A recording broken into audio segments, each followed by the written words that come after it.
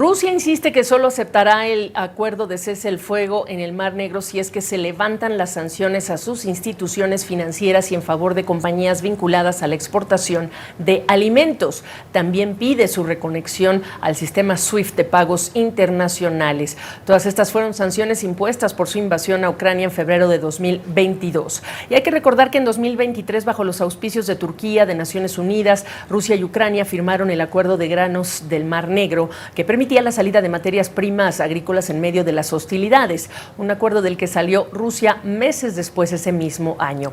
Pero vamos a hablar de lo que se viene, de las oportunidades con el economista jefe de la FAO, Máximo Torero. Saludos hasta Beijing. Máximo, a ver, entendiendo que están en conflicto, entendiendo que esto implica deactivarse este acuerdo, hay que subrayar deactivarse, ¿qué cambiaría? ¿Cuánto cambiaría en términos de insumos, de lo que se puede transportar o el costo mismo de transportar? Hola, muchísimas gracias, Gabriel, y buenas noches. Como bien dices, primero tiene que darse el acuerdo porque hay condiciones importantes que puede ser complejo de que se implemente. Pero si es que el acuerdo se diera, hoy en día con las condiciones de mercado en que estamos y con el flujo hoy en día de alimentos y sobre todo el caso de fertilizantes, que es lo más relevante para la región de Latinoamérica, de Sudamérica fundamentalmente, no creo que se daría mayor cambio. ¿Por qué? Porque en términos de flujo de cereales estamos en una situación estable y si es que hay una reducción en el riesgo de los seguros y que implicaría un menor costo de transporte, este va a beneficiar a los exportadores, no necesariamente a los consumidores. En el caso de fertilizantes, hoy en día el precio del nitrógeno está bajo, está pre el conflicto, y el caso de los otros insumos también no se vería mayor cambio. En gas natural sí podría haber un mayor cambio, pero sabemos que los mecanismos de transmisión de gas natural están afectados en términos de infraestructura. Entonces, no esperaríamos un gran cambio como consecuencia. Por supuesto, se lograría mayor estabilidad y potencialmente en el futuro una mayor reducción del riesgo y beneficios para las empresas que transportan estos productos. Por supuesto. Oye, ¿cómo hemos capeado estos meses de guerra en lo que son estos insumos, los alimentos, los granos, los cereales, los fertilizantes? ¿A qué ha sido posible, a qué le atribuyes que se haya estabilizado la situación? Bueno, se empezaron a crear distintos mecanismos para poder transportar distintos puertos. Al comienzo, como bien nos acordamos, hubo un incremento en el precio, sobre todo en el precio del trigo, pero también hubo un incremento muy fuerte en el precio de los fertilizantes cuando empezó el conflicto. Porque la Federación Rusa es un gran exportador, el principal exportador de nitrógeno y de gas natural de Europa para producir nitrógeno. Eso, a medida que avanzamos en el conflicto y que se dio primero la solución del Mar Negro que trabajó las Naciones Unidas, eso redujo el problema sustancialmente. Luego, el último acuerdo del Mar Negro no se renovó, pero ya se habían activado distintas líneas de transporte, lo cual permitió que el grano de Ucrania y que Rusia siguiera exportando fertilizantes a través de otros puertos y seguir exportando sus granos, lo cual llevó a que se estabilizara el mercado mundial. Sin embargo, sí hubo un incremento en los riesgos y por lo tanto en los seguros, y eso afectó a los exportadores, pero hubieron mecanismos de apoyo secundario que permitieron reducir esos costos. Entonces, eso creo yo que es lo que más se beneficiaría en el futuro si es que hay este acuerdo. Máximo, las últimas semanas hemos estado escuchando a las autoridades europeas asumir pues esta realidad en torno a su seguridad a la luz de la posición de la administración Trump.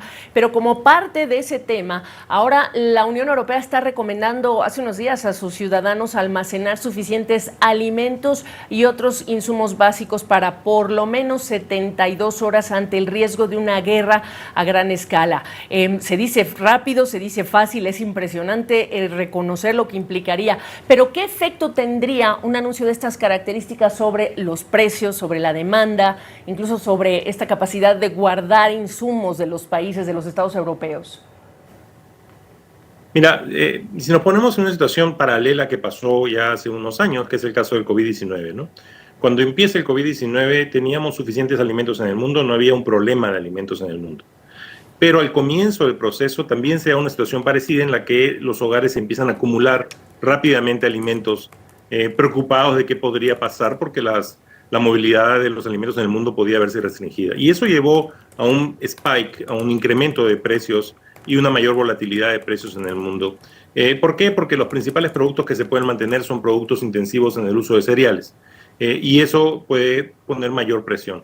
La situación que estamos viviendo hoy en día y estos anuncios podrían llevar a una situación similar. Entonces, mi recomendación sería que hay que tener mucho cuidado de no generar estos estreses en la demanda que podrían exacerbar un poquito la situación del mercado y podrían generar algunas consecuencias negativas. Entonces hay que ir creo que con mucha calma, con mucho cuidado.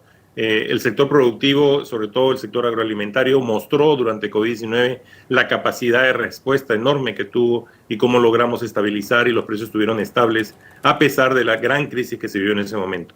Entonces creo que mejor es estar tranquilos en ese sentido para no poder llevar a una exacerbación y mayor presión en la demanda de alimentos. Importantísimo.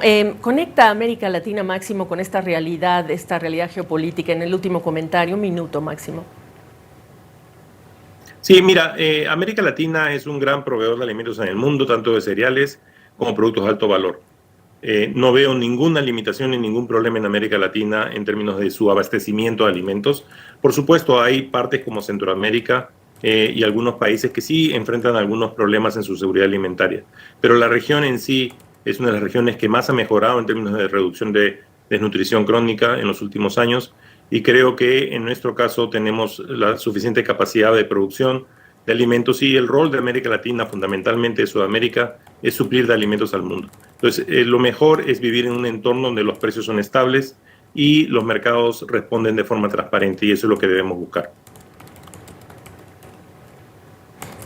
Bueno, pues Máximo, te agradezco la oportunidad de esta entrevista. Es ya viernes allá en Beijing. Hasta una próxima oportunidad. Un gusto. Adiós.